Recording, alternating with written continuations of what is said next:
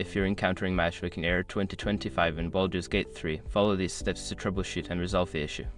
This guide will help you get back to playing with your friends. Step 1. Check server status.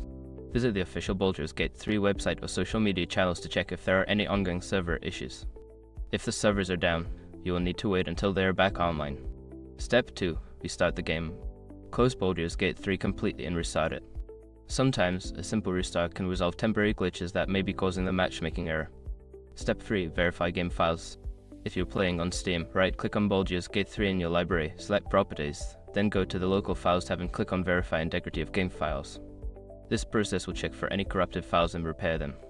Step 4. Check your internet connection. Ensure that your internet connection is stable. You can do this by running a speed test or trying to connect to other online services. If your connection is weak, consider resetting your router or connecting via a wired connection. Step 5. Update the game. Make sure that Baldur's Gate 3 is updated to the latest version.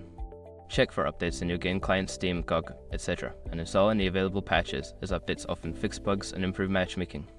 By following these steps, you should be able to resolve the matchmaking error and enjoy playing Baldur's Gate 3 with your friends. If the problem persists, consider reaching out to the game support team for further assistance.